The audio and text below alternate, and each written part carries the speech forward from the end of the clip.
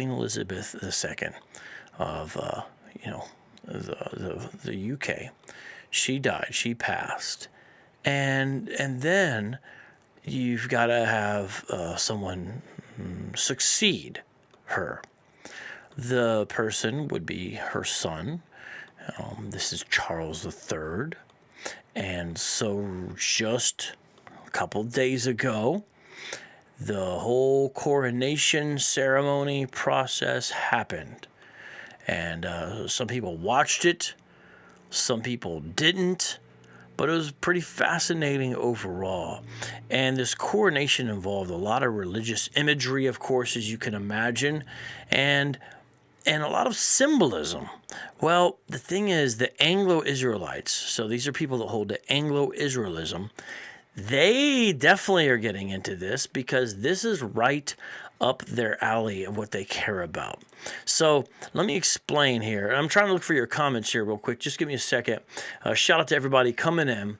You know I got love for you guys. Got some great people. Want to make sure you all can be seen and be heard. And make sure you're nice to each other. We got some of the best mods out here, and they will let everyone know what to do, you know.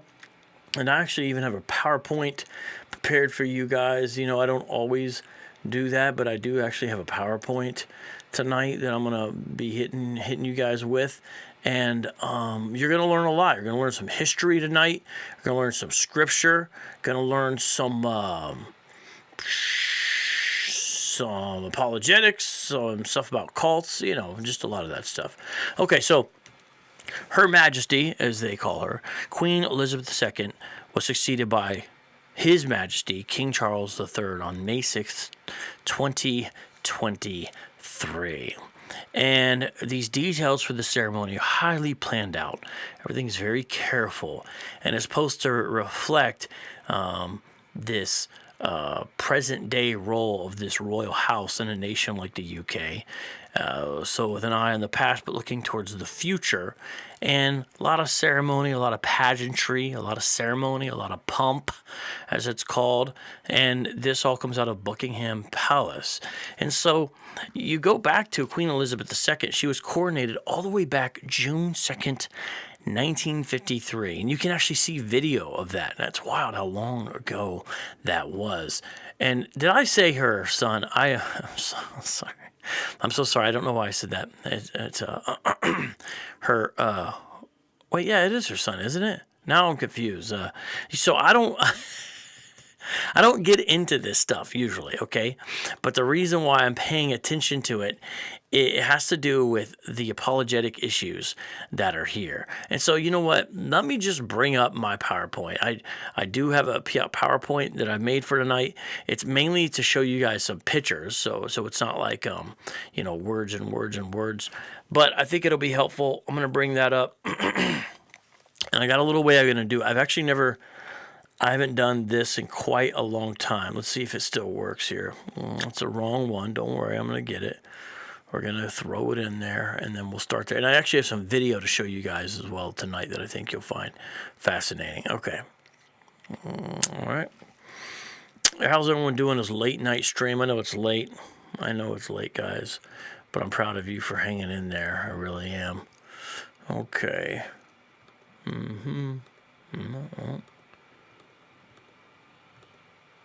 Come on now.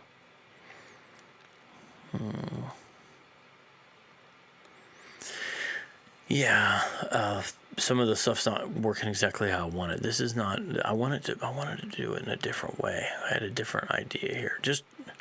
I gotta fix this. I want to fix this. I want this right. I spent a lot of time on this, and now it's playing games with me. Hold on. Just a second. The technology, man. Blessing and a curse, you know? It's one of those situations. Okay, so there's that part. No, that's not what I had brought up, though. Just a second, folks.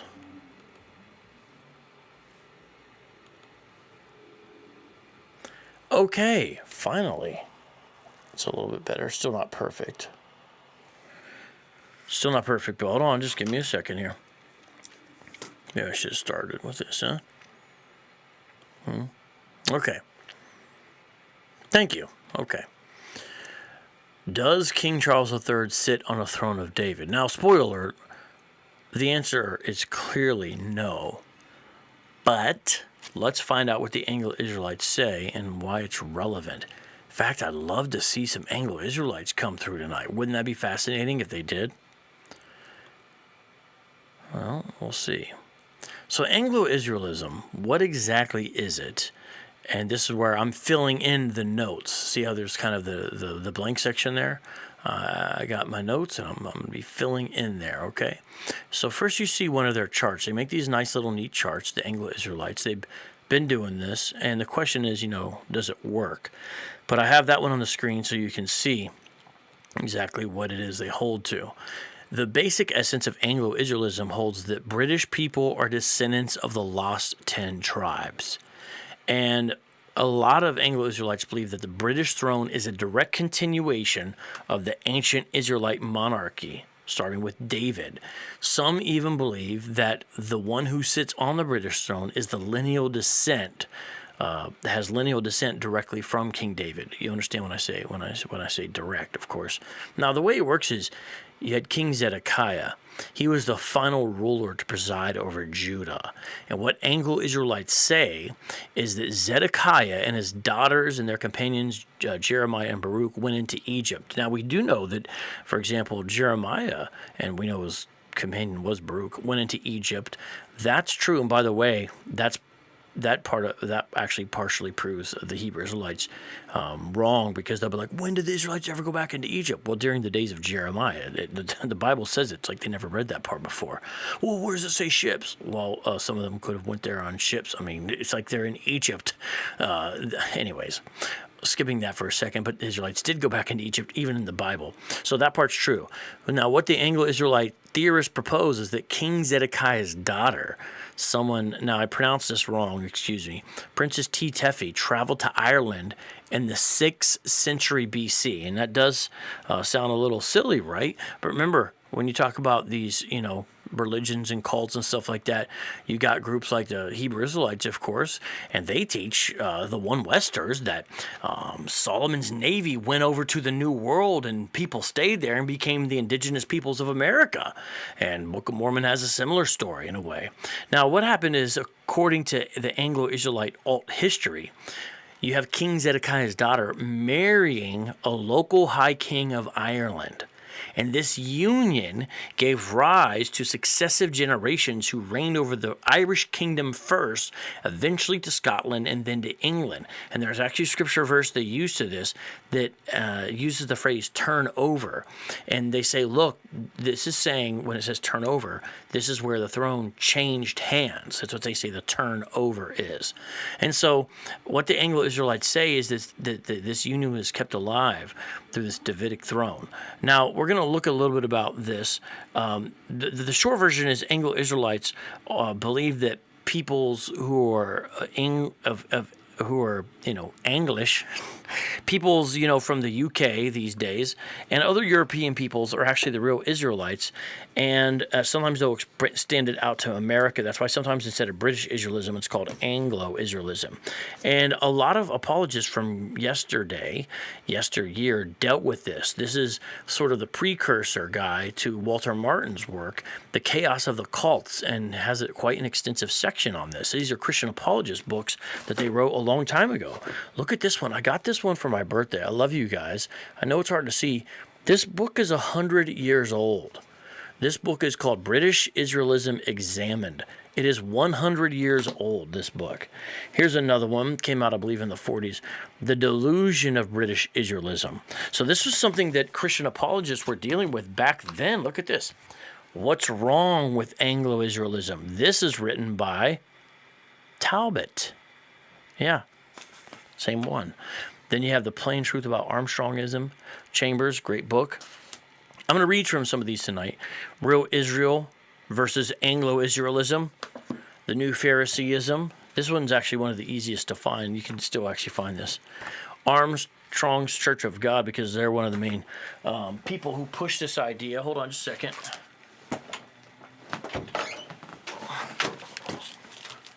That's right. Rally the Valley. Even though the Suns are getting blown out by Denver, I still rock the purple on the top and the Rally the Valley shirt right there. Speaking of shirts, since I brought it up, get that new Urban Theologian shirt. A lot of you have already ordered it. All the orders have been filled, though. And so this is the perfect time to order one because I've got orders out, but I don't have anything that I haven't filled yet. And so hit up vocabmalone.com and order a shirt. It's a great way to support and look fly. Okay, so that's the basic essence of what Anglo-Israelism is. It's still around today. For example, there's something called the British Israel World Federation, and that's a big group today. So they're still around. And what they do is they say that certain symbols that deal with the coronation are proof that the British peoples are, actual Israelites, and they also say that you can actually see it. So let me see, for example, what I have up. Let me see. There's a section here where I got one of these guys explaining it. I may not get to everyone because they go kind of wonky. It's a heavy detail. But let me see. Where's that one I had? I was gonna maybe show. There it is. Yeah. So that's the flag of Northern Ireland. And they say that it combines a Star of David with the red hand, Zerah. And this is reading from a website that promotes Anglo-Israelite ideas. The kings of both of these nations came from Judah, from the line of Zerah. Who was Zerah? Judah was given the promise that his children would reign until Shiloh comes. Genesis 49:10, most likely referring to the second coming of Christ. So if you read Genesis 49:10, it says that there's going to be this reign or rule until Shiloh comes. And Christians understand Shiloh as the first coming of Christ often, usually. But these guys are saying it's the second coming of Christ. So what they're trying to say is that the throne of David is going to extend on all the way until Jesus Christ comes back. That's why they're saying it has to still exist today, because if it doesn't still exist today, then basically they would say God is a liar. That's the kind of ultimatum they give the Bible, the Anglo-Israelites. And so this is reading from that site again. Actually, it's an LDS site, because I don't know if you know, some LDS hold versions of this, and it's even part of their ceremonies. Whisper in your ear, tell you what tribe you're from. This stuff really happens. LatterdaySaintMag.com. His descendants all come through his twin sons, Pharez and Zerah. David came through the line of Pharez, and a similar promise was made to him concerning his descendants as noted above. But the line of Zerah also produced many kingly lines, including the kings of ancient Ireland. For the purpose of this article, we need only understand that the ancient Irish were of Israel, and their kings were from Zerah, whose symbol was a red hand, or a hand with a red thread tied around it. And then they cite Genesis 38:28. Then they also say the same thing with this harp symbol. They'll say, oh, that's supposed to be the harp of David. So what they do is they look for things in UK culture, and then they'll say, oh, look, this points to the fact that they're Israelites. This points to the fact they're Israelites. Like the Hebrew Israelites do today. I was on a Facebook page of Hebrew Israelite just 2 days ago, and it was a drawing with a Native American talking to some settlers or something like that. And in it, the guy circled what you could interpret, or he was interpreting it as a Star of David, a six-pointed star. It's not like that didn't exist, by the way, until, Israel or something like that, but had this six-pointed star of David, and he circled and was like, oh, look, see, that's proof the indigenous people were Jews. They were the real Israelites. The Native Americans were, because look at that.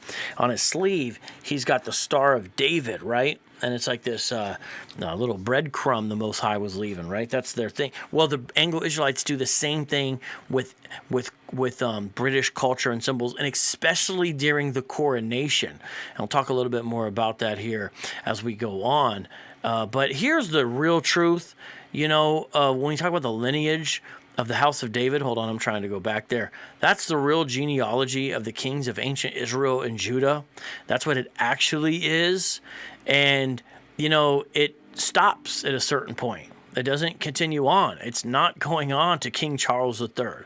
They have these really tangential bloodlines they come up with. And in fact, they'll even admit it. Let me find this, if I can find this here. Let me see if I can find this.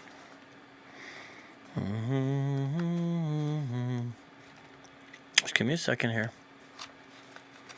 This will be interesting if I show this. Was it this book? I thought it was this book. So I've been reading about this off and on, not just all day, but a lot into this. Let me see. Don't know. Hold on. There's one particular piece that I got today that I thought was interesting. Memorial. So just give me a second here. Well.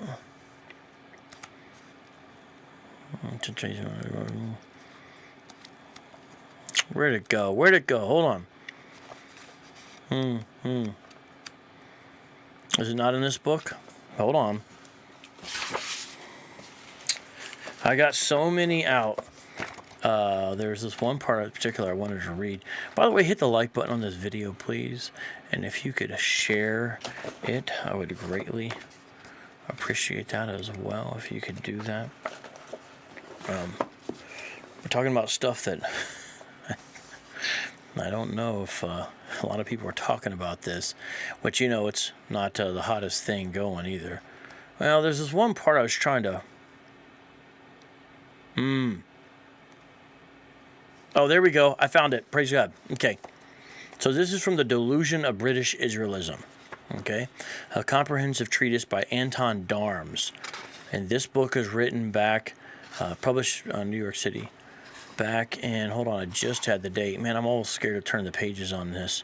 You know what, I'm not going to look at the date, but I thought I looked at it earlier. I thought it was in the 40s, but someone can look that up. Anton Darms, just look up The Delusion of British Israelism. So here I'm reading from page 111. I'm reading from this book, The Delusion of British Israelism. And let's see what he says. This got some good stuff. No, actually, I should start right about one. Yeah, there we go. All right, let's go with page 116. So listen to this. Studying the composition of the genealogical table of the British royal house, one will find that the first 32 generations from Adam to David are quoted from Luke 3. Verses 23 to 31 of this genealogical table are omitted. Then, beginning with the 33rd generation and continuing to the 48th, they are quoted from Matthew 1.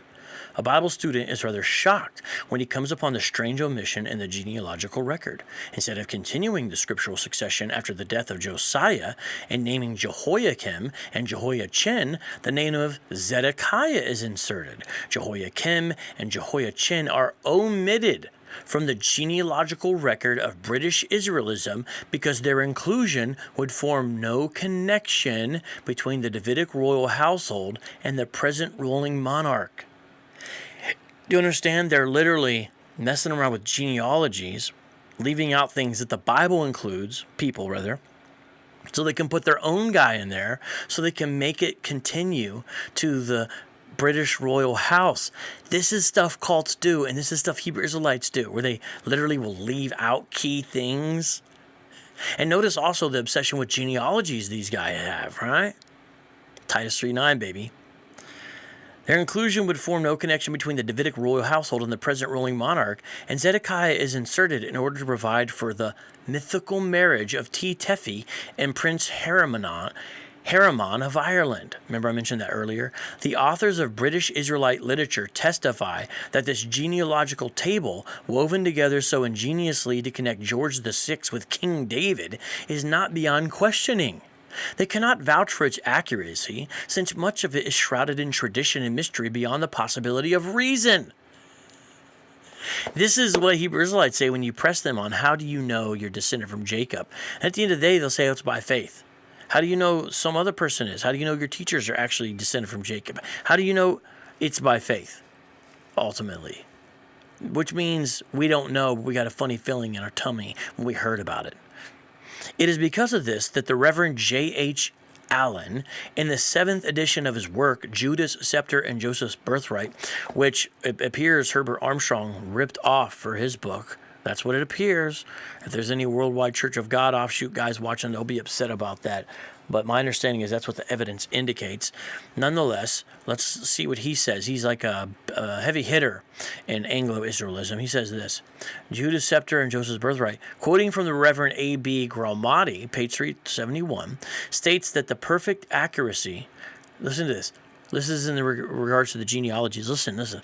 Perfect accuracy is hardly to be expected in such an attempt, but it is believed that the genealogy is as correct as present knowledge of this obscure and intricate subject will permit.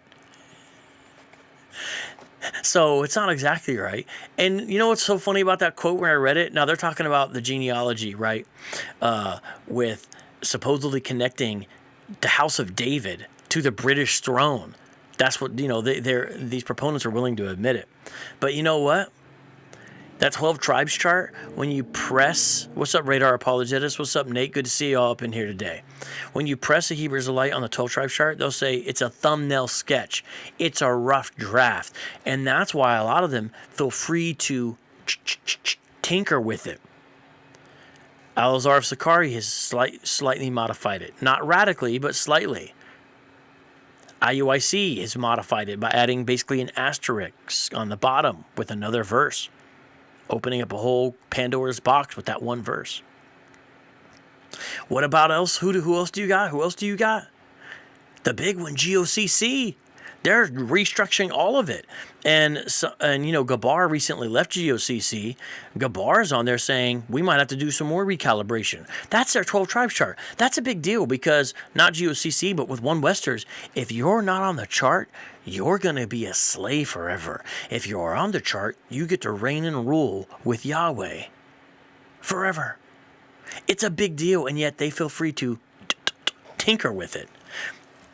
Now listen to this, page 117 of The Delusion of British Israelism. Isn't it great to read Christian apologists from yesteryear dealing with problems? And someone's like, well, who cares about British Israelism? It doesn't matter now. It mattered then, and that's why they wrote thick books. I've got a whole giant stack. A lot of what you guys, supporters of bought, came through like Rocks B. The reason why these exist, because that was a big thing back then. It definitely is on the way out, but that's how these cults go. They ebb and they flow. Right now, the Hebrew Israelites got this unbridled optimism. Their cult's on the rise. It's not going to last forever. The Christian church has withstood all these. We're going to withstand this one too. It may take a generation and maybe longer, maybe with us forever like Islam, but it'll never overtake the church because he will build his church, he told his disciples, didn't he? Specifically Peter, and the gates of hell will not prevail. He's going to build his church. It's going to happen. It's not going to disappear from the face of the earth. We're not going to lose in the end. When you read Revelation, we win because Jesus wins. Going back here, though, this same author, knowing that flaws exist in this beautifully woven British Israelite genealogy, he's a smart aleck, states that another worker in this cause says, so this is a quote from an Anglo-Israelite now, from the tables we are to furnish a complete list of the royal line from David and Zedekiah to Queen Victoria. That's what these guys were claiming they could do. By the way, the videos are still on YouTube. They still claim they can do this. We believe the account here given is very nearly correct. And that's why this says British Israel genealogy only very nearly correct. If any error be detected, we should be happy to be informed. What a wonderful feat British Israelism performs in producing a genealogical record for British royalty that is very nearly correct. Now look, this is what I'm saying. Christian apologists can't help but sometimes be a little bit smart aleck because we're dealing with such stupid stuff. I'm sorry. I mean, am I wrong? Elijah did, and sometimes we do too. Look, he's mocking them, bro. What a wonderful feat British Israelism performs. It's so funny. I love the humor, though. What a wonderful feat British Israelism performs in producing a genealogical record for British royalty that is very nearly correct. Don't you guys understand?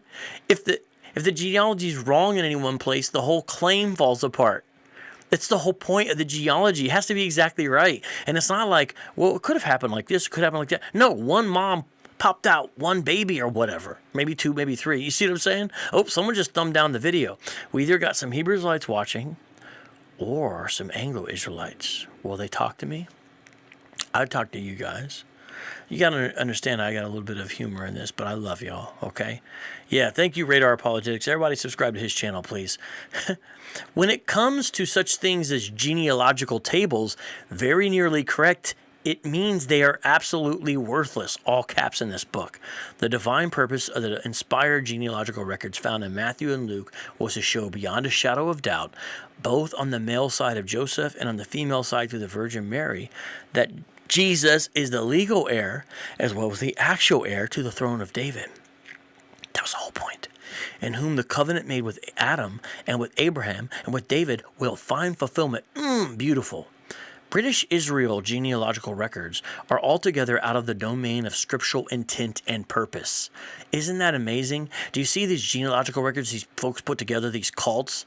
They're totally extra scriptural. They're not from the Bible. You can't find them. It's some guy made it up. Some guy gets into it. Some guy has a vision and then does. That's what we're dealing with here. Some guy, after years of study, it's very nearly correct though, you know, which was solely messianic in character. The Word of God had but one purpose in setting forth the genealogies found in Matthew and Luke, and that to trace the lineage of Jesus, the Messiah, back to David as son of David and back to Adam as son of man. I hope you guys understand that.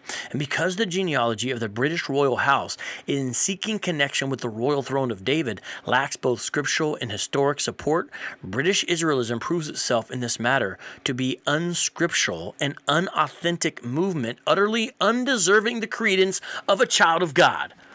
Ooh-wee. Those old school apologists were tearing it up, weren't they? Weren't they tearing it up? Yes, they were tearing it up. You know what? Give me some matches and give me some fire. And you know what? Give me something else, a little bit of that. All right. So let me put a little bookmark in that book for now. We got some other stuff we're going to get to, but let's take a look at this little PDF here. And I was talking with that on the screen because it makes it a little interesting, and you can look at the actual biblical genealogy. Now, real quick, just get into some quick apologetic stuff. Do you know that the house of David is mentioned on a very important archaeological find? It's called the Tel Dan Stele. The Tel Dan Stele. And that is what it looks like. That's exactly it right there. You see that? See that white highlighted part right there on the screen? Look over there. It's white highlighted. That says House of David. Now you're going to have some people who are going to dispute it, and it gets a little technical, but we can rest assured House of David is mentioned in the Tel Dan Stele. I'm not an archaeologist. I don't claim to do all that. I don't claim to be an expert in ancient Hebrew, like what this is written in. But I can tell you this, there are people who are, and you can look deeper into this yourself. But did you know what my point is, because we're talking about mythical stuff, and it gets kind of like, but we got to take the Bible itself seriously. Not just in how we do life, but actually how we view history. And things like this corroborate. They don't prove the Bible is already its own best proof. That's all we need. But they do corroborate the truth of God's word. So I mentioned to you the Tel Dan Stele.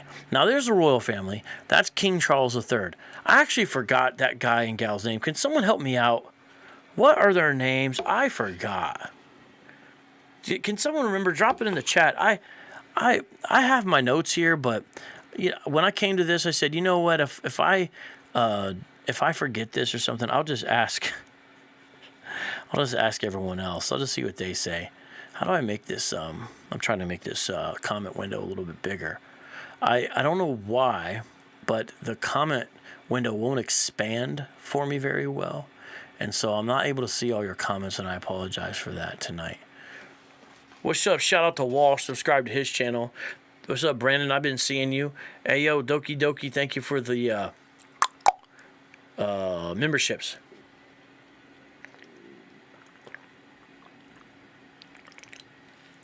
Oh, yo, Really Real King David. Hey, what's up, man? I had him on the show before. I didn't know you were here till just now. I see you too, man. Hey, brother, I want you to know I think of you and I pray for you. Not as much as I should, once or twice, but I want to do it more. We're on different sides of these issues, but I have nothing but love for you. And I mean that.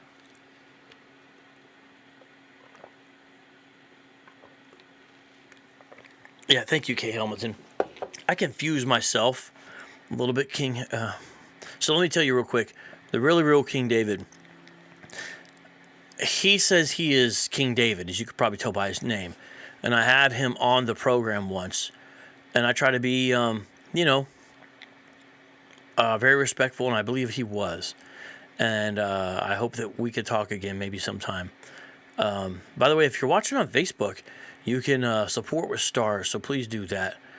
And then Duke of Earl, maybe, wow, you got some British higher ups up in here even now. Wow, that's awesome. Thank you.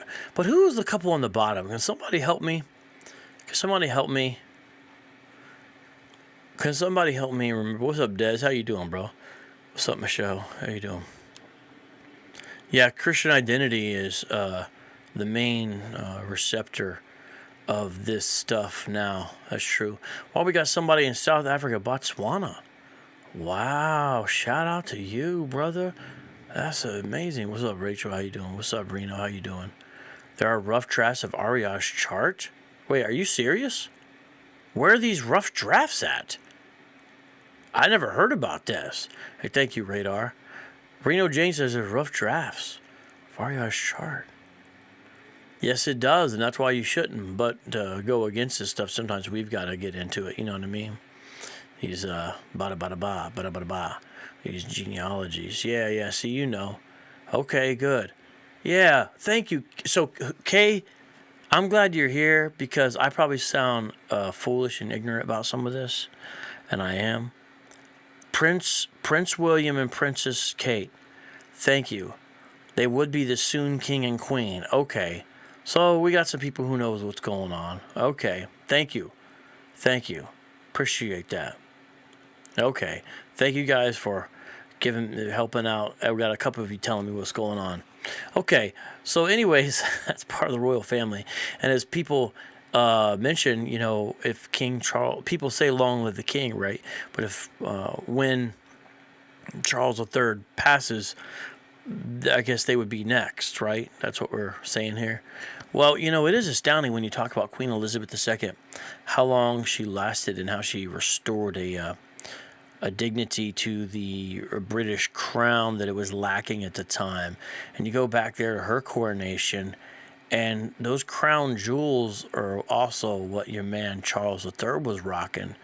It's quite amazing. And speaking of the coronation, we've got to talk about this chair a little bit. So some Anglo Israelites, my understanding, take this very seriously. You know what? Let me extend this out. I wonder if I could change the shape a little bit here, and if it would give me a little more. I didn't do it. I didn't do what I was wanting to do. Why not? Huh. Well, okay, whatever's okay.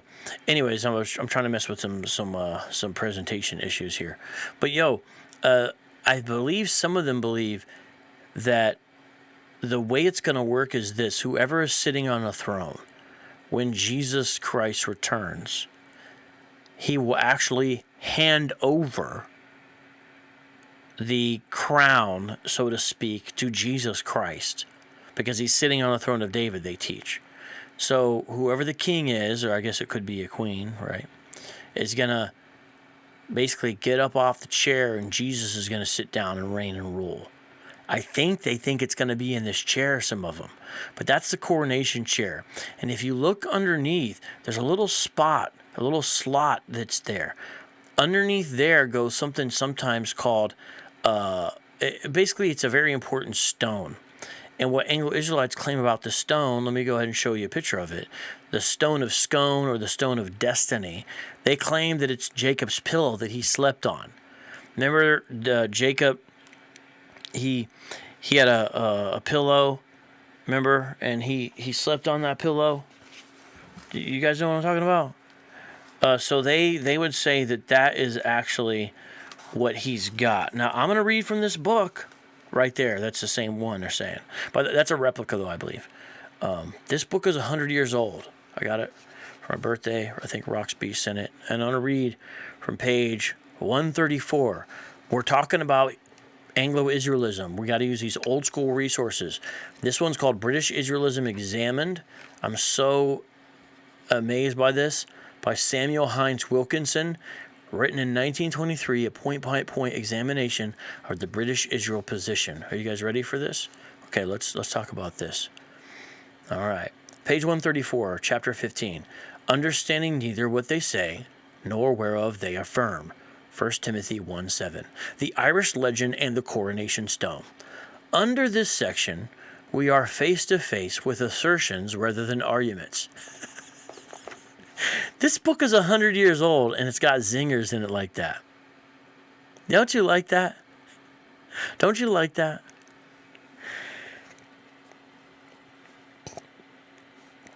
I know zingers is kind of a nerdy word, but I like saying it because it's nerdy in a way. And it's zingers, you know. Which assertions are meant to confirm, for in no case, even if accurate, could they prove the hypothesis that Great Britain represents the 10-tribed kingdom of Israel. The assertions include statements that the Irish language has a Hebrew origin. They really be teaching that. Now you notice how similar some of these arguments are that Hebrew Israelites make. They will literally say things like, oh, notice our slang. Or our slang that we use, we'll say cut. Well, if you read in the Bible, it says they were cut to the heart. Our slang is still like Israel from the Bible. They will say stuff like that. Crazy stuff, man. They was doing that back then. And by the way, you know one reason I do this? First of all, it's fascinating. And second of all, respect to prior apologists. But you know what else about it? All you Hebrew Israelites watching, because you know that's the main thing I deal with. I wouldn't be dealing with Anglo Israelites if I wasn't dealing with you first, probably. Notice how years, even centuries before you guys had ever published, okay, a couple of you had published some stuff, but before hardly anybody published hardly anything, there were whole books already refuting the Anglo-Israelite position. I've read from several of them here today and referenced some. Why is that? See, these guys didn't get to play the card you guys get to play. Oh, it's because you can't think of a black man being royalty. That's the IUIC card. Well, then why were these Christian apologists, who were of European descent themselves, often Americans, sometimes Brits and stuff, why were they combating the errors of Anglo-Israelism 50, 75, 100 years prior? Why were they smashing their beliefs back then? Huh. Wouldn't they have loved it? Oh, you're British, I'm British, we're the true Israelites, let's go. No, because it was false, because it was wrong, because it was lies. They did it then, and we do it to you now, just on YouTube. And if you don't believe me, watch the video called Educating a Novice on Textual Criticism, where I totally take Deacon Dunning-Kruger to school for claiming that he knows something about textual criticism when he doesn't. Maybe somebody can drop that video into the live chat.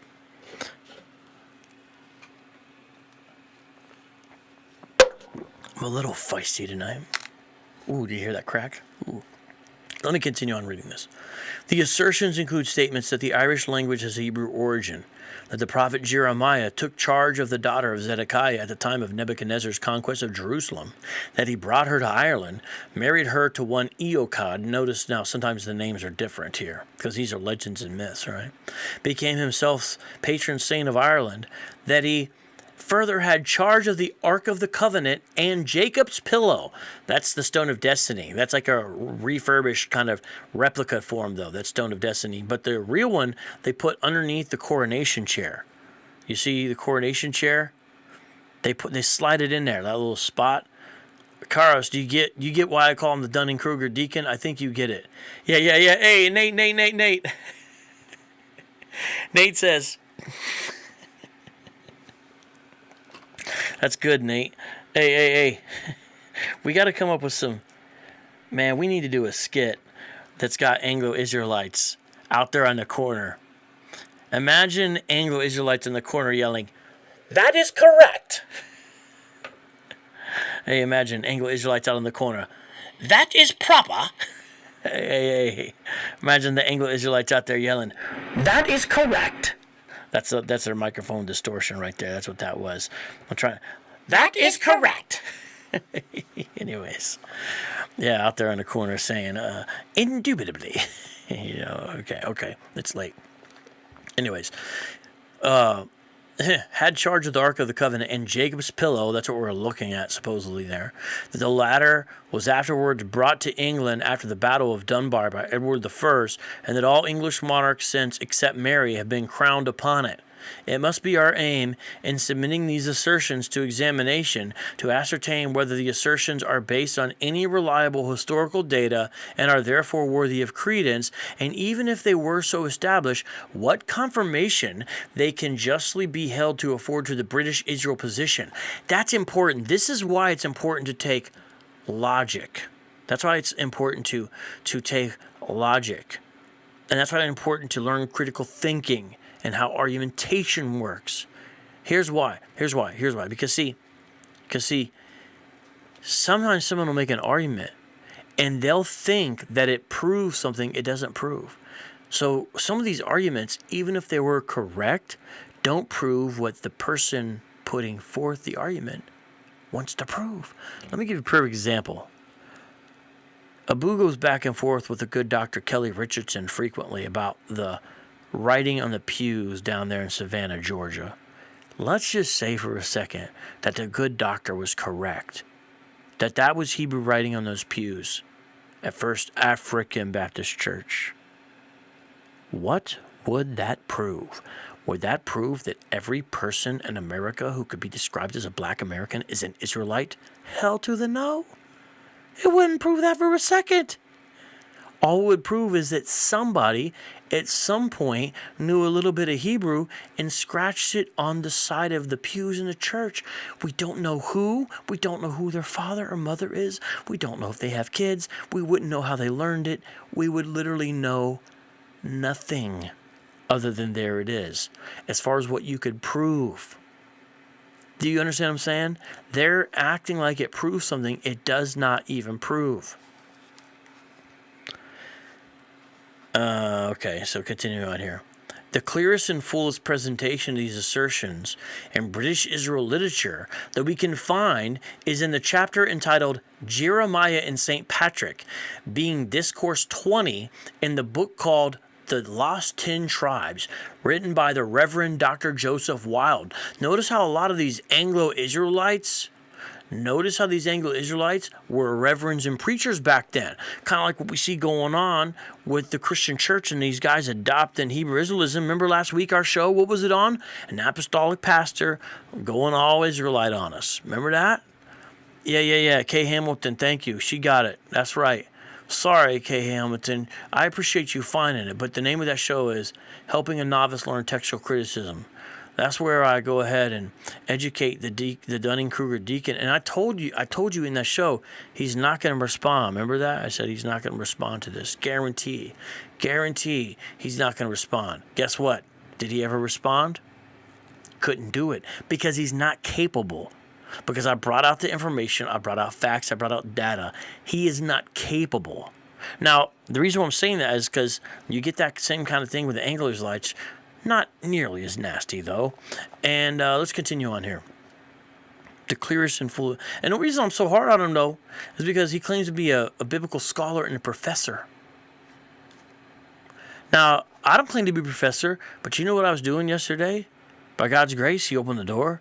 I was guest teaching at Grand Canyon University Seminary. It's not called Grand Canyon University. It's called Grand Canyon School of Theology or something like that.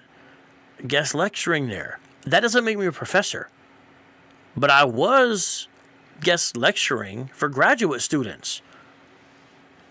Now, I'm not the teacher. I'm not the instructor. They don't like the term teacher, by the way. I'm not the instructor. I'm not the prof. I'm not adjunct. I'm not resident. But I wouldn't go around claiming to be a scholar or professor. This guy does, and so that's why I take him to task. Let me go back to this. Excuse me. Published by Robert Banks and Son of Crane Court, Fleet Street, London, 1879. So he is interacting with an Anglo-Israelite book from 1879. Now, this book, British Israelism Examined, was published in 1923, but he's going back to deal with something in 1879. You see? I could talk a lot about even what that would mean in verses now, but I can't. It would be impossible, of course, to quote the whole chapter, and unjust perhaps to the writer and to British Israelism to quote only a section of it. Moreover, we cannot discover in it any quotations from historical sources that may be submitted to examination. He's saying, I can't even really... It's funny. In the light of the fact that after the murder of Gedaliah, Jeremiah, sorry, I'm just thinking about what he said earlier. Jeremiah accompanied many of his nation to Tahpenes, the border city of Egypt, where, according to tradition, he died a martyr's death. We submit that intelligent people should not be asked to accept the speculation that the legend of a strange man called Olam Fala, who appeared in Ireland in 580 BC, is proof that the aged prophet Jeremiah, after a full and long life of ministry and hardship, immigrated to Ireland. So these guys, back then at least, were saying, hey, someone emerged in Ireland called Olam Fala in 580 BC, and that must have been Jeremiah. That's what Hebrew Israelites do today, don't they?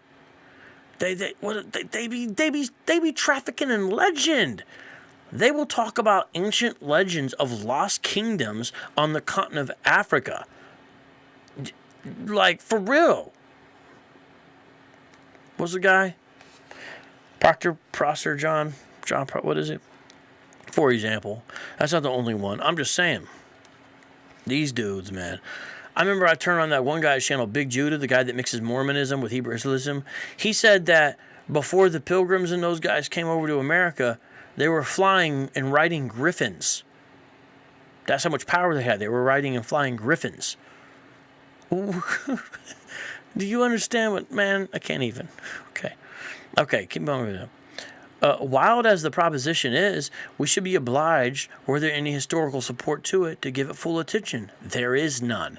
As regards the stone which Jacob used for a pillow, so now they're talking about the claim of the replica that's on the screen, it is true apparently that there is a tradition that it was brought to Ireland and thence removed to Scotland, remaining at Scone till in 1296. So this is a really old stone. This stone may be almost 1,000 years old. Edward I carried it to Westminster, and that it now occupies the space beneath the coronation chair. Now that's changed since then. They took it back over to Ireland, but Ireland lets them borrow it for coronation ceremonies, but it's back in Ireland, this stone. It's no longer just sitting in the chair, you see? So this book is 100 years old, so obviously there's going to be some out-of-date information. Understand. And it now occupies a space beneath the coronation chair. On the other hand, Skene, 1869, asserts that the coronation stone was originally quarried from the rocks near Scone.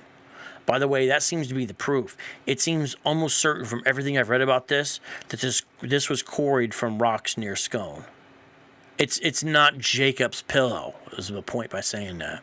As regards the daughter or daughters of Zedekiah, the last king of Judah, who saw his son slain at Riblah before his own eyes were thrust out, and he was taken to brazen fetters to Babylon, they appear to have taken charge of by Ishmael at Mizpah at the instance of Nebuchadnezzar, and his prisoners to have been subsequently removed to the country of the Ammonites. But Ishmael's prisoners were recovered by Johanan, and therefore doubtless the daughters of Zedekiah among them.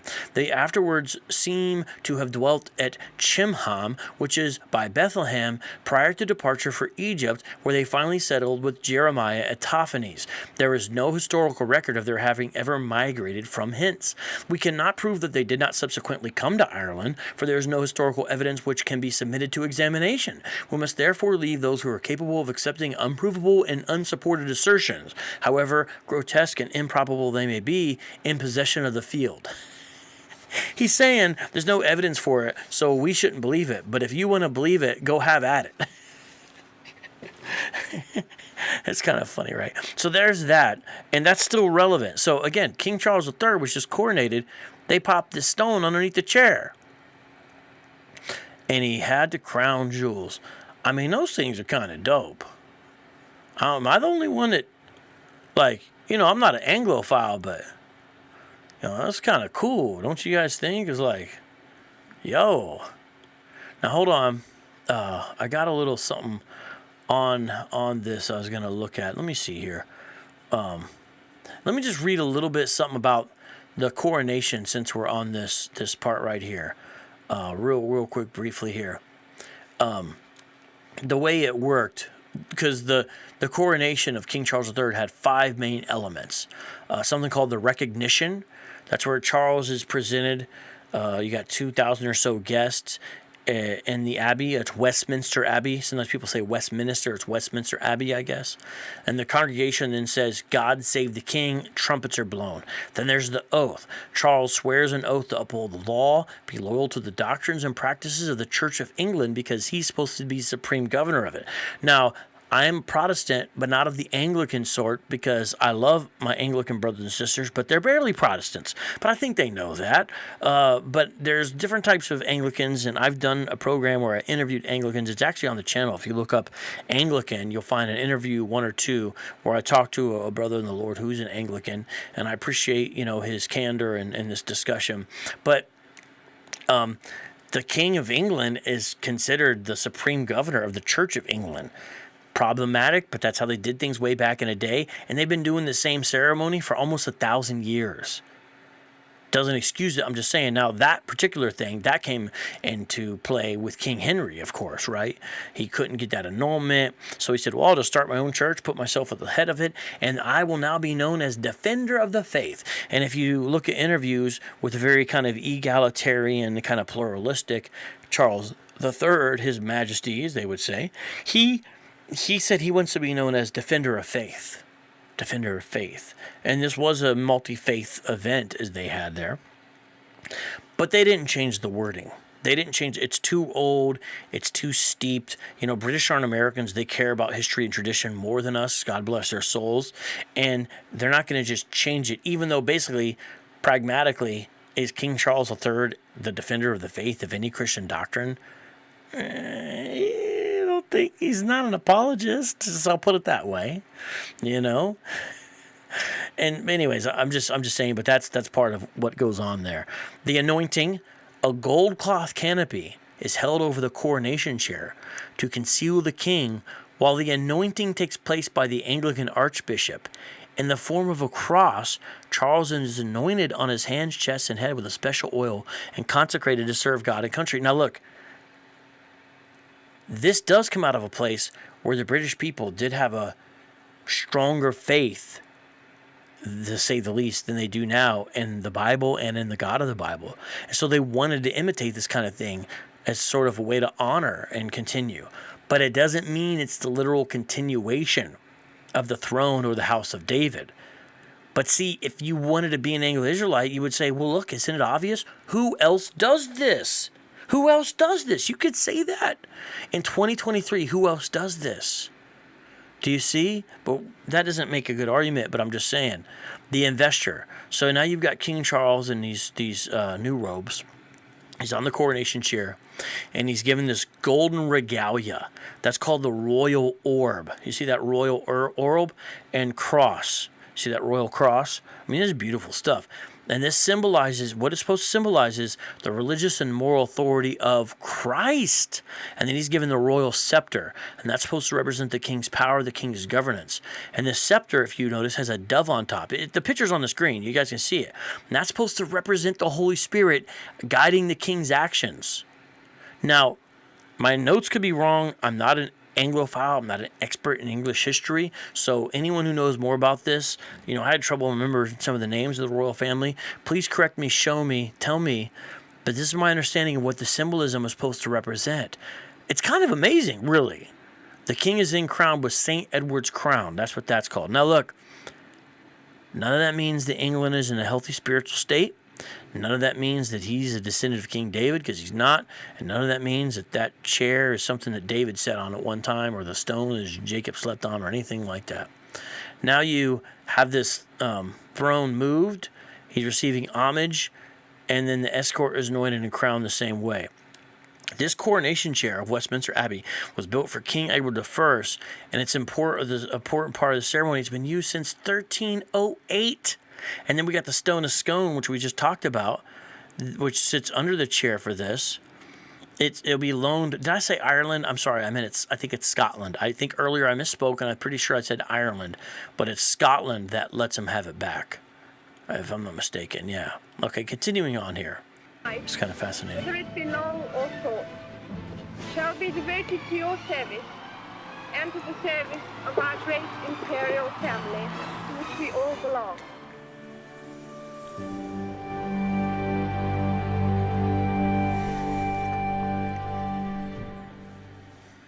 On the 8th of September 2022, Queen Elizabeth II passed away at the age of 96, ending a... Okay, so this gentleman, let me get his information up for you, okay?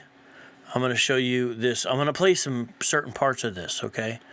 Let's see here. He's got 3,300, subs about, 21 videos. This video channel is dedicated to providing videos on the subject of the Bible. Puts a lot of work into him, no doubt about that. I wouldn't deny that. And is some form of an Anglo-Israelite. Don't know exactly how or what or who he's affiliated with. All his videos are not about that. But this one is, okay? And I have a couple key places. That I want to show you in this video, okay?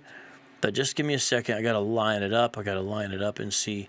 And let me play a volume here. And there's some key places I'm going to go to here. So this is a video supporting this idea we've been talking about, okay? And the continuation of that throne is ordained by the Almighty God of the Bible.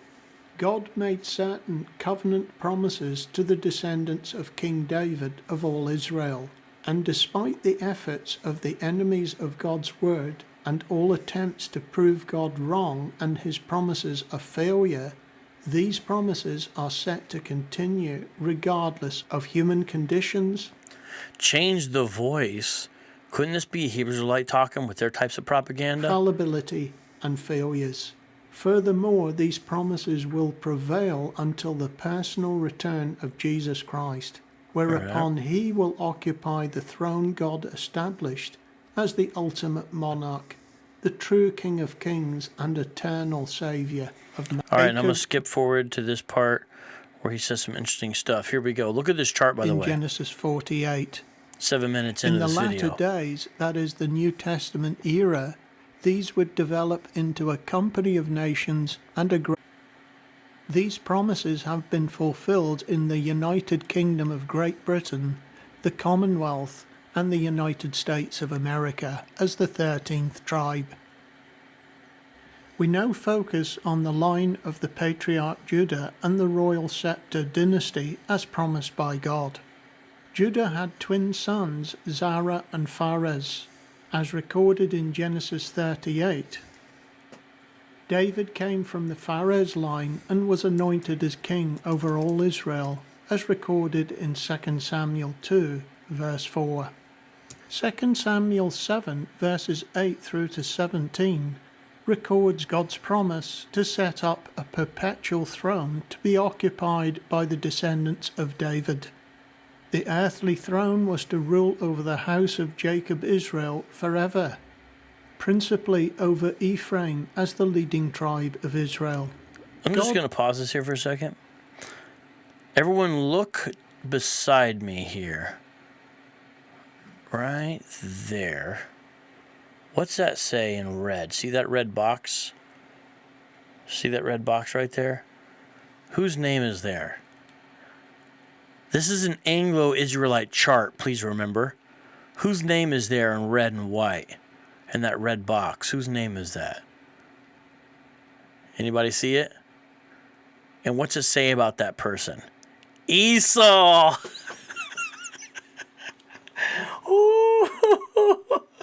Radar Esau and Esau. That's right. You see who it is, bro.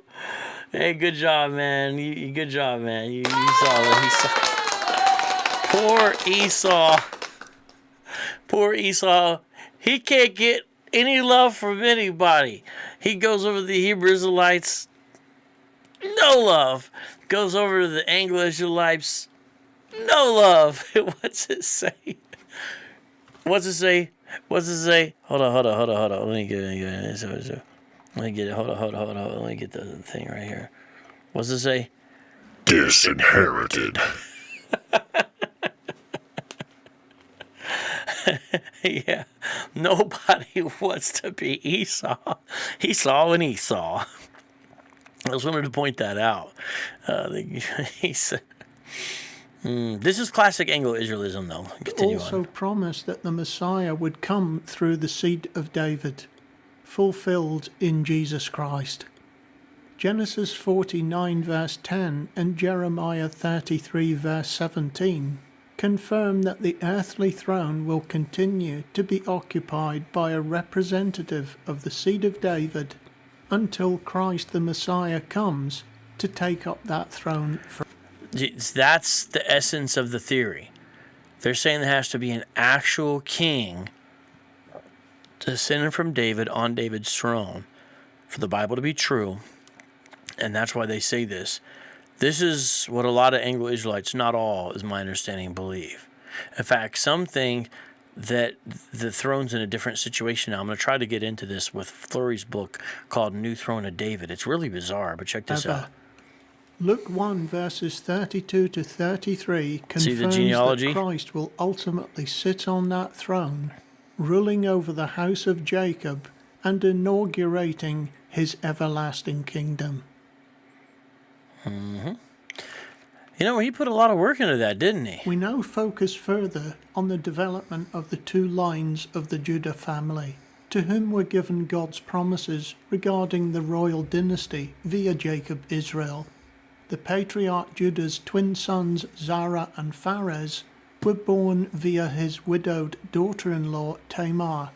At the birth, the Zara-Judah line developed independently via migrations westward, notably via Cretan and Milesian kings, of whom the Heraman or High King of Ireland is descended. Zedekiah's daughter was taken to Ireland via Spain, accompanied by Jeremiah. So, remember earlier I was reading those apologetic books and I said that's what they believe? The thing is, we deal with Hebrew Israelites. They believe just as many crazy things, but it's like hot right now. So it doesn't sound as crazy to the Israelites and people who are like us who are used to dealing with them. But it was crazy then, and the stuff's crazy now. Yo, what's up, Echoes? How you doing? Hey, I just want to give a quick shout out. Echoes, that's my man, right? He's the designer. Everyone sub to his channel. He's the designer of this bad boy right here. The Urban Theologian joint. By the way, Eduardo, did you get yours yet? Because I sent it out to you. And yeah, Walsh, I still say, Phoenix, rally the valley. That's all right. We got next year. We'll be all right. Yep, you got it. Okay, praise God. So yeah, that's something. You know, we need more patrons. We're trying to get to 100. We need this. We need that. But yeah, everyone subscribe to Echoes. She was subsequently married to the Heraman of Ireland, uniting the Pharez and Zara lines, and thus the original breach was repaired. The twin lines of Judah had merged through this union, and now the Zara line began to fulfill its destiny as the firstborn, in union with the twin line of Pharez. The ensuing Irish kings developed into Scottish kings, and from thence to English kings, and finally to all kings of the United Kingdom of Great Britain, emerging as the world's most enduring throne.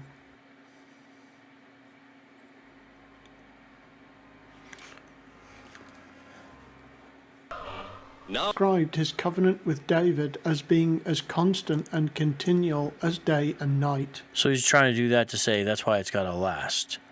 So there's Britain, the covenant land, because they misused the Hebrew there, much like our One West friends still do today. In fact, they actually rip off some of their arguments. Now let's go back a little bit. This part's interesting right here. There's their chart. Check this out. To this day, and there is overwhelming evidence that it does in the British throne. The royal standard of the United Kingdom of Great Britain comprises the heraldic symbols of the House of David. The harp of Ireland in the lower left quadrant represents the harp of David. Remember earlier I talked about the harp symbol, but I didn't really explain it. But I said we'll get into it. I had like a poor vector type of image of it, but that's it. What they're talking about. So look, harp. Hey, who harp? It's David. This is how cults operate. It's how the bad arguments go, right? Paul just got to stand against this because we love truth because we serve the God of truth, right? His instrument of choice. The rampant line of Scotland in the upper right quadrant represents the line of the tribe of Judah, the lineal patriarch of David. The lions passant gardant in the other alternate quadrants represent England, the actual country from which the monarch of the United Kingdom reigns. Interestingly, when a British monarch passes away, all flags fly at half-mast, except the royal ceases and continues forever. Yeah, I don't think that's true. Let's see, I'm trying. I know I'm on here twice. I'm trying to get the next video lined up now. Just give me a second here. This is called the New Throne of David. Before we play this, I'm going to show you something, okay? Jesus Christ will soon return to sit on the throne of the earth. Where is that throne right now? Learn how its identity has recently changed and how this truth will change the universe. Next, on the Key of David. Whoa, we better watch that. Now look, let me show you something about this video, because it's really late back in the East Coast, actually even on the West Coast. I'm going to show you something, though. I'm not as crazy as you think I am. All right? But we look into the obscure stuff over here, but that still matters.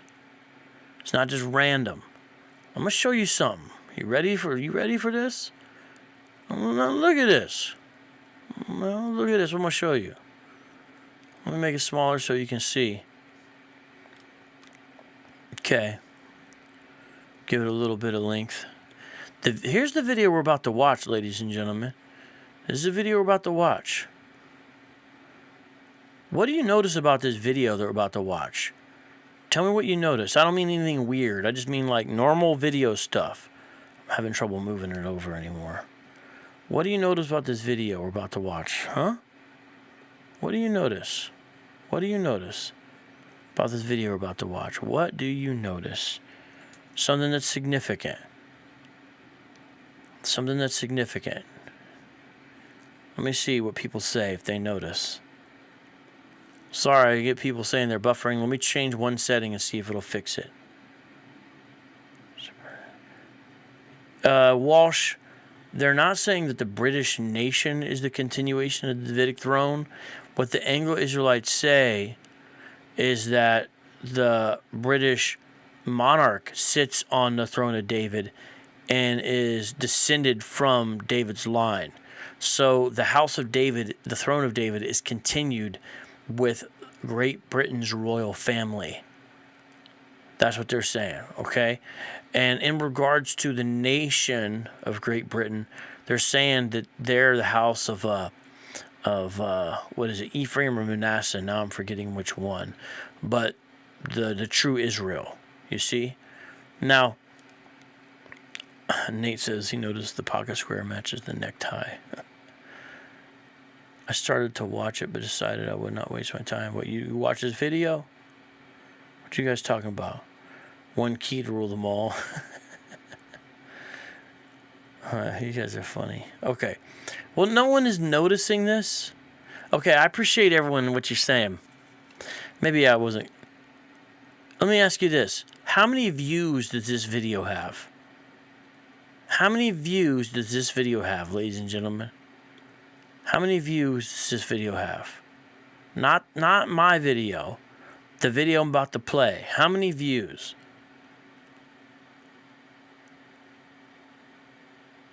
You guys see the view count on this thing? The Anglo-Israelism is not completely gone. It ain't completely dead. This channel itself has 93,000 subscribers. This video has 1.3 million views. I've never had a million viewed video. I don't think I'm ever going to have one. Dinu, notice, finally. 1.3 million. Yeah. Joe King, you know why I think that is? And I'm not trying to be funny here. I think it's because they do have an older demographic. and they're not as social media inclined. They kind of use YouTube almost strictly as a TV. You put on the video, you watch it, but it's not really something you interact with. And I think that's why. Probably because of that. Yeah, no, everyone's going to say it's because the audience that they have. But notice they have 93,000 subs. Okay, now let's watch this video, though. Okay, I want to actually watch the video. Okay, you ready?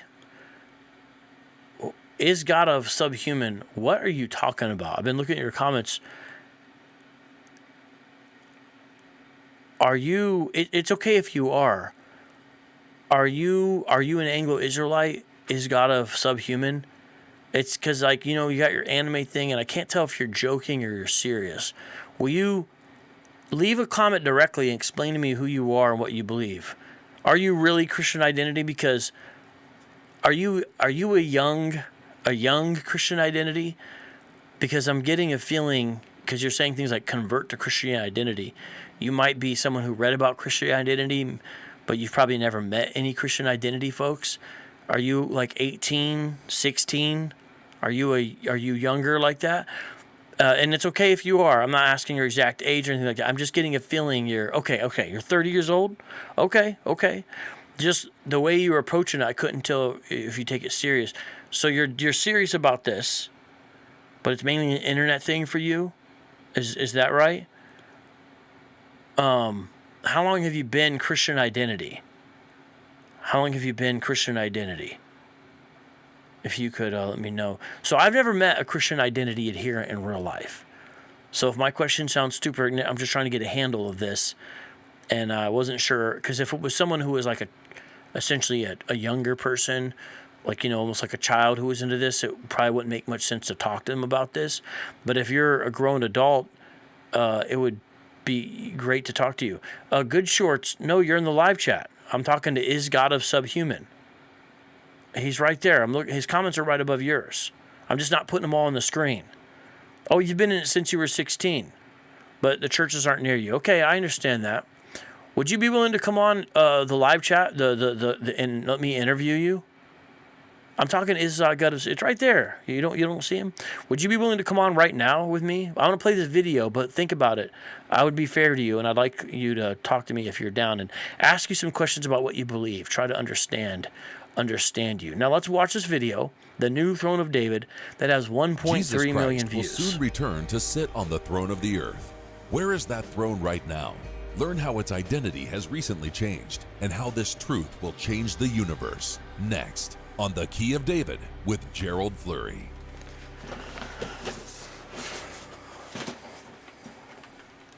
Greetings, everyone. For about 70 years, Herbert W. Armstrong and the Philadelphia Church of God today has been proclaiming that the throne of David is in London, England. That's explained in our book on the United States and Britain in prophecy. That's a famous book. Remember earlier I said that the book had been ripped off by Allen's work? That's a common criticism, by the way. I didn't make that up. That's the book we're talking about, okay? And it was cited in that book I read that was like 100 years old earlier, I think. One of the books. It was, I can't remember if it was the other book. So if I have the date wrong on the Allen book, please forgive me. But I thought that was the one, okay? And so now we're looking at this. And this book, The New Throne of David, makes some fascinating claims. And again, remember, this video has 1.3 million views. I'm looking for my timestamps. I've got them right here. Just got to make sure I get the timestamps right before I share this with you, so I can go to the right spot. But I'm working on it here. Where did it go? I just actually had them up, and now I don't see them again. Oh, there it is. Okay, I got them all set up. So this is The New Throne of David. Okay. And I did order some literature from them recently, and I'm going to learn more about what they believe and what they teach. And so he mentioned Herbert Armstrong. Remember I talked to you about this book? This deals with that, and it was very fascinating. I'm on a phone, so I don't have that option, I guess. Oh, this is printed from the 30s to the 70s, and he deals with, hold on, where is it? Oh no, he does. Does he not have Armstrong in this one? Maybe it's not that one. Excuse me. It's a different one I showed earlier. I have two books. So see this book called Armstrong's Church of God, Doctrines of Devils series, exposing the cults of our day, Salem Kurban. So this is a brief book, very short, and printed by Moody in 1973. And he actually deals with some of this stuff. Look, this book, because the Worldwide Church of God used to be big on the radio, and Herbert Armstrong was like the guy who led it, and they got a lot of people caught up with a very popular radio ministry. They've had several splits since his death, but he taught this stuff back then. So let me read this. Now, this is an older book, so lots changed since then, but let me show you this, okay? Furthermore, the Worldwide Church of God maintains that the throne of England is the throne of David. In the June 1953 issue of The Plain Truth, that was their magazine, appears the following statement. Elizabeth II actually sits on the throne of King David of Israel. This is a direct quote from Armstrong at the time, right? His people. That she is a direct descendant continuing David's dynasty, the very throne on which Christ shall sit after his return. So they're teaching Jesus is going to actually sit on that particular throne. Mr. Armstrong is misled on the continuing throne of David. In 2 Samuel 7:13, we read, "He shall build a house for my name, and I will establish the throne of his kingdom forever." This forever did not mean that the throne of David would be in continuous uninterrupted existence here on earth, but Mr. Armstrong thinks otherwise. He states, the throne of David, occupied by Solomon, was to be established forever. If that throne ever ceased to exist, then God's promise has failed. That's a quote by Armstrong. If the throne of David ceased with Zedekiah, then it does not exist today. How shall Christ sit upon a non-existent throne? You see that? No. Is good of subhuman. Check this out. I'm not here. I won't debate you. I mean, if you want to debate later, I guess we could. But I'm not. Well, I wasn't going to bring you on to debate you. I don't. If I say I'm going to let you come on just to explain your beliefs, then you have my word that I won't debate you. Now, if you try to get me to say yes to your beliefs or something like that, then I might do that. But if you're just explaining them to the audience so that they understand and aren't offended by questions that I ask in a respectful way, then it'd be great for you to come on and just explain what you believe about some of this, if you're able to. I'm not trying to do a random debate and make you look bad. I don't do that kind of thing. Especially if I'm giving my word for that. I would just want to try to understand more about what you believe and let you just explain it there. That's all. Let me read this. If I interpret Mr. Armstrong's position correctly, the forever in the verse above would imply for him, that the throne of David must be in continuous existence here on earth, and if it did not, God's promise has failed. That would be his position. Without getting overly into detail here, this analysis is further carried down to show that Great Britain and the United States are the inheritors of God's promises, and that Queen Elizabeth is actually sitting on a throne of David. This succession of events works out well for proponents of British Israelism in the Worldwide Church of God. Unfortunately, while it sounds very logical to some, it is just not scriptural. Scripture tells us the throne of David ceased for the time being until Christ returns with Zedekiah. Zedekiah was the last king of the southern kingdom. During the final deportation of Jews to Babylon, the Chaldeans took Zedekiah and carried him, the last king of Judah, to Babylon. See 2 Kings 25:7. 2. God delivered the northern kingdom of Israel into the hands of the Assyrians because of the wickedness of King Hoshea. This happened in 721 BC. If Mr. Armstrong holds to this theory that since the time the throne of David was in continuous existence, then he is at odds with Acts 15:12-18, which tells us that the tabernacle or house of David is fallen down. And also Amos 9:11, which prophesies that the tabernacle of David will remain in ruins until God has taken out of the Gentiles a people for his name in the last days. There's some copies of the magazine back there in the 70s. Morning Star Sabbath, tell me your perspective. I'm looking at you. I'm not sure I understand what you're saying. Can you explain what you're saying there, Morning Star Sabbath? And Joe, Chris, tell me about these people that you interact with. What's going on with them? I want to understand what you guys are saying. So the claim is that the promises of Israel transferred to England and America. I think you could describe it that way, Walsh, yes. And the reason why I bring this out is because a century before Hebrew Israelism ever showed up on the scene, Anglo-Israelism was already running full course. So this kind of thing had already existed. Hebrew Israelism is nothing new. It's round two. And you can take that to the bank. Okay, back with this video. We need to watch this video to see what he says. Remember, 1.3 million views on this guy. In January 2017, that all changed. That throne is no longer in Britain or England, and yet God says so many exciting things about this that I can tell you this is the most exciting new revelation, single new revelation that God has ever given this church. We have. Do you know, he doesn't have, you know, the same kind of youth as Hebrew Israelite, but this is how these cults talk. This is how these false religious leaders talk. You know, regular old people like me, we don't talk this way. Because do you see this kind of stuff, what this guy's saying? The single most important revelation. It's not even something in the Bible. What he's saying is that we have taught that this throne is actually in London, but now it's not. So there's a book called The New Throne of David. So it's still based upon old school Anglo-Israelism, because that's still what he's carrying on. But they have a new twist to it. Now it's been transferred to God's people, and it's almost like he's saying, if I understood the video correctly, that his church sits on the throne. And I think what he's saying is once that happens, that transference of power, that marks when Christ has to return within a certain amount of time. But it's a little tricky to fully understand. Morning Star said this, I don't really follow them, but I have a black friend that follows them and won't hear anything else. But follows who? You're talking about Hebrew Israelites? I'm not sure what you're talking about there. Okay, continue on playing this video here.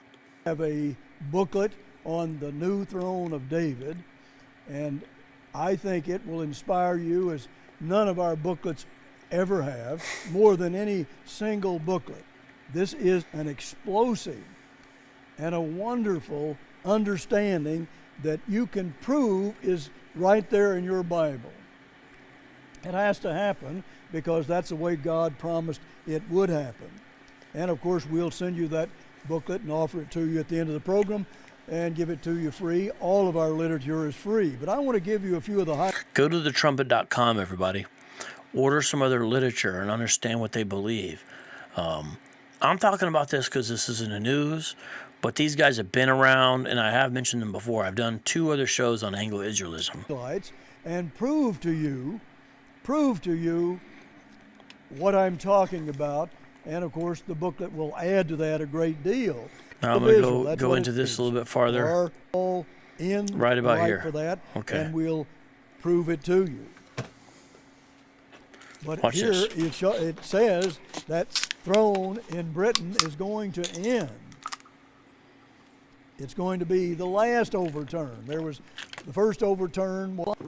Remember, okay, so for these guys, there's a scripture that mentions the overturn. And so whenever they see the word overturn, they're viewing that as a change in location, I think is the way you could describe it, of the throne. And so they're saying that the transference from Ireland and Scotland and then England are these overturns, but now there's this final overturn. There you go. That is a key verse for these folks. Do you see Ezekiel 21:27? That is a very important verse for them. Let me grab another translation here. So these guys use something called the Fit and Farrar translation. Usually the Armstrong type teachers and some of the Anglo Israelites use this. It's something that I'm still gaining familiarity with, but you'll hear them quote a lot of times this. So let me look at it in another translation here. And I want to go over here, Ezekiel 21:27, and see what it says here. A ruin, I will make it a ruin. The crown will not be restored until he to whom it rightfully belongs shall come. To him will I give it. So that's what Ezekiel 21:27 says there. And the question is, who is that? Hold on, I got a couple things I want to do. Let me bring up my Logos real quick. I'm gonna play this, but I want to look a little bit more into some. I'm sorry, it's on the screen. So this is the KJV anyway. He's quoting the KJV with a turn, overturn, overturn. He's not quoting the Fenton Farrar, but he does later in the show somewhere. All right, so let's go with this Until here. he come, whose right it is, and I will give it him. Now there's, if you notice that, let me just read this to you. Here's a quote, and then Mr. Armstrong has some words here. This passage is about David's throne and the stone. As Mr. Armstrong wrote in the United States and Britain in Prophecy, remove the diadem and take off the crown refers to King Zedekiah's death in Babylon. This shall not be the same, means a change was to take place. God abased the house of Judah and exalted the house of Israel. Took it from Judah to a nation in Israel, Ireland, then to another nation in Israel, Scotland, and then to another nation in Israel, England. And there's no fourth overturn. What does that tell you? And then Hosea tells us, well, that king and that image, that where it says image, that's actually referring to the very the throne of David, and that stone of destiny that really is a symbol of the whole throne and of Jesus Christ himself. And yet there's going to be a third overturn, and that's it. And yet it says that that last overturn is going to lose that stone and that throne. So where does it go? Where does God place it next? There's no overturn of that one, which means that one comes to an end. I'll show you more on. Do you see what he's saying? That's why this is called the new throne of David. He's not really getting directly to the point, so it's a little difficult. But he's saying what I was saying, I think. That in a moment. You can see Jeremiah 1 and verse 3. You can see this is all one vision. It carries right on from Zedekiah. Real quick, let me say something real quick about Ezekiel 21:27. I might say some other comments later. But here you have Ezekiel giving the reasons for Judah's exile, this open rebellion against God, when you look at the section of 24 to 27 there in chapter 21. And you have a reference in verse 25 to Zedekiah, who would lose his crown and the kingdom of Judah would end. That's what Ezekiel was saying. It's actually the opposite of what these folks say. And the crown will be held in reserve until he comes to whom it rightfully belongs. That's a messianic prophecy. That's not about switching from Scotland to Ireland. And this is something that the Hebrew Israelites do as well. What they do is they'll take something about Christ and basically make it about their own religion. That's what these guys are doing when they misinterpret Ezekiel 21:27. It's a messianic prophecy. It echoes the words of Genesis 49:10, which says that the scepter shall not depart from Judah, nor the ruler's staff from between his feet, until tribute comes to him, and to him shall be the obedience of the peoples. That depicts the Messiah as a future king. There are other verses that are similar to that. Psalm 2:6, Jeremiah 23:5-6, Ezekiel 37:24, Zechariah 6:12-15. But Zedekiah himself is going to be dethroned, humiliated, and his kingdom is going to be ruined. That's what the overturn is about, saying ruin, ruin, ruin. So the application today is like, if you worship something, someone other than God, whatever it is, it will ultimately result in your ruin and destruction. You won't find deliverance in them, because everything apart from God is futile, hopeless, empty, vapid, nothing. That's what it's saying. But another way to look at it also is kings and powers that put their hope and trust in anything other than God, they especially will come to ruin. If you want to take it to sort of that political meta narrative a little closer to even what they were saying back then. And that's the state that the USA and Britain find itself in, I believe. Reign into the time when Jeremiah went to Ireland. Notice verse 10, see, I have this day set you over the nations and over kingdoms, and to root out, to pull down, and to destroy, and throw down, to build, and to plant. You see that verse there? My understanding is what they're basically like saying. I think what they're saying there is, like, that's what the British Empire did. Is that what they're saying? Because I think that's what they're saying. They think this is like fulfilled in the British Empire. Here is his commission. And he is to build and to plant into nations and kingdoms. Now let me read you a little excerpt from our booklet on the new throne of David, it says that for our Fenton translation, See, that's what I was telling you about. For our Fenton translation, they like that one. reads, "See, I have appointed you today over nations and kingdoms to pull up and to break down and to destroy and to erase." Well now, erase what? Erase that old throne and that old stone, which was a symbol of the throne of David. But not anymore. And it goes on to say, as well as to build and plant. That is worded very simply. Pull up, break down, destroy. These are the three overturns. Then what happens? Then the throne is erased. Well now, this is before Christ returns, so where is the throne? Well, there is a new throne, and you can prove that to yourself and really need to prove it.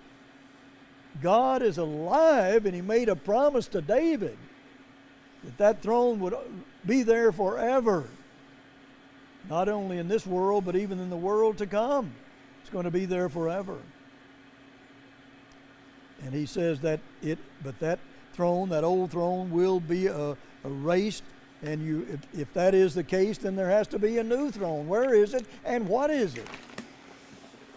Now that Jeremiah 1 and verse 10 spans the whole history of Jeremiah's commission. This is what we wrote in the booklet. It describes the whole history of that throne, something we have not understood in the past. If you look at this verse as the entire history, then there must be a new throne. The question is, where is the new throne? Where will it be built and planted? Where is it going to be? And then notice what God says in verse 11, "Moreover, the word of the Eternal came unto me, saying, Jeremiah, what do you see? And I said, Well, I see a rod of an almond tree. Then said the Eternal unto me, You have seen well," or well seen, "for I will hasten my word to perform it." Here again, God is telling us he's going to hasten his word, and he's going to perform it. And he says, I will hasten it. Not Let me real men. quick. Let me tell you what Jeremiah 1:10 is actually about. It's not about a throne of David that's going to be overturned and then changed to a new location for the last time or something like that. It's not what it's about. So God makes this symbolic gesture to Isaiah's mouth. It's commissioning him as a spokesman for God, for Yahweh. Verse 10, to uproot, tear down, to destroy, overthrow. This represents the ministry of Jeremiah, which is really twofold. He's going to announce this message of judgment, but also one of hope, one of encouragement, because it says uproot, tear down, destroy, overthrow, right? And to build and to plant. So the same prophet speaks both messages. So Judah's idols, the moral practices, they got to be purged out before blessing can come. These erroneous beliefs, these heretical practices got to be destroyed before reconstruction can take place. Do you see? And so that's what's going on there. Jeremiah's commissioned to do that and then to do that as well. But he's got to depend upon God's word.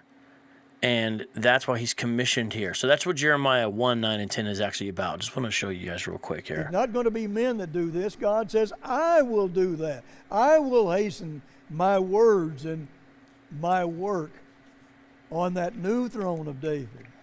You'll see that's what it's leading into. So the work is going to move forward in a much faster speed. You can see where he asked Jeremiah, what do you see? And he goes on to say, well, I see a seething pot that's about to spill over. I mean, you know, we'd be like, hey, IUIC's got the graphics, you know. Hey, the Church of Philadelphia guys or whatever, they got some graphics too. And in Israel. And he's really talking about nuclear warfare. And that is something that we need to be aware of and need to be certain, we better be certain that we're giving our whole being to God to avoid. So let me just show you real quick what is actually here. What he's saying is nuclear warfare. These cults, man, love to put nuclear warfare into the Bible. Remember when I was in Sonetta and I had to show everybody, you know, how he was doing all that?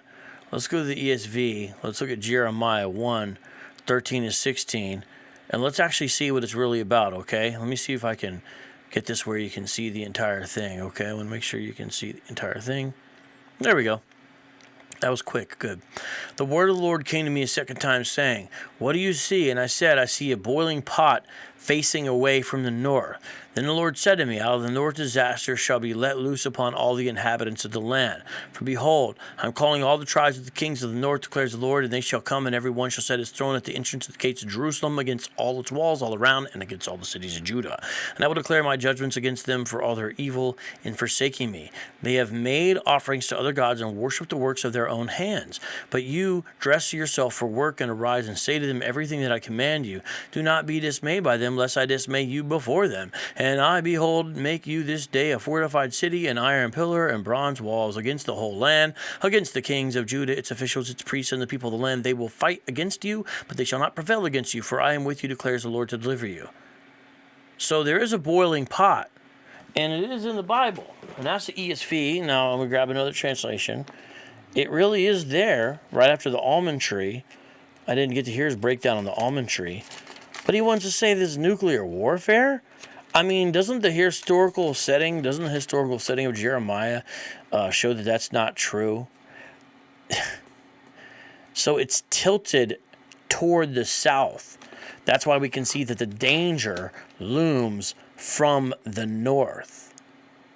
So sometimes in general, you would have the north kind of symbolized as a dark power, as a mysterious power. And a lot of Israel's problems did originate in regions located to the north of it. And in fact, the final destruction of Jerusalem was caused by who? The Babylonians, who descended upon Israel from the north. And the city of Jerusalem, of course, was also most vulnerable from the north. It's not about nuclear warfare. I just wanted to show you that because these cults twist it. And if you're just seeing the video real quick, you don't know. And that's how these guys operate. Now we got to go back to the video. Let me see if it's going to pop up here again. Jesus Christ will soon return to sit on the throne of the earth. Where is that throne right now? Learn how its identity has recently changed and how this truth will change the universe. Next, on The Key of David with Gerald Fleury. That first actually referring to what we wrote. There's the pot, so that's what we just broke down for real. So the work is going to move forward in a much faster speed. You can see where he asked Jeremiah, "What do you see?" And he goes on to say, "Well, I see a seething pot that's about to spill over in Israel." And he's really talking about nuclear warfare. And that is something that we need to be aware of and need to be certain, we better be certain that we're giving our whole being to God to avoid such a catastrophe. And God says he will protect his people wherever they are if they're loyal to him. Verse 4, I just wanted to read that to you to show this is all one vision. Then the word of the eternal came unto me saying, moreover the word of the eternal. Okay, so the video goes on. It's a 25-minute video. We skipped through about 15 minutes of it. I'm going to go to the very end real quick and see. He says a couple of things here at the end. And then we'll jump out of this particular video. Until Shiloh, our Jesus Christ, come, and unto him shall the gathering of the people be.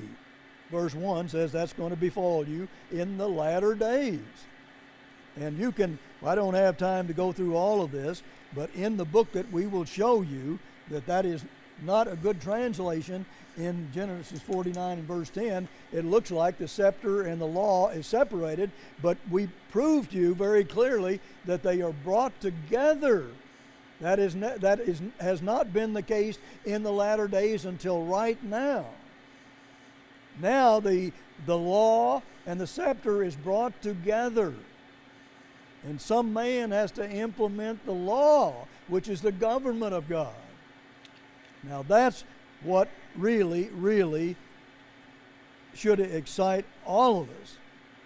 God says in Amos 9, in verse 10 and 11, that we're supposed to raise up the ruins, and we actually have to raise up the ruins of the very throne of David, because it was, well, in a state of ruin and degeneration, and God was determined to make a change. Isaiah 22 talks about that glorious throne and all of the wonderful blessings that are going to come from that. But think about this. Here we are at a time when we're directly connected to the very second coming of Jesus Christ with this new throne and this new stone. And it is a revolutionary change, and as I said, the most inspiring single prophecy God has ever given to this church. That is something to be thankful for, and we need to realize if God gives a new stone and a new throne, that He has an amazing work that is going to be hastened, it's going to be urgent, and it's going to produce wonderfully. Until next week, this is Gerald Flurry. Goodbye, friends. Okay. Request Gerald Flurry's new book, The New Throne of David, to prove the whereabouts of God's throne today. All our literature is available free of charge at no cost or obligation to you. Order now.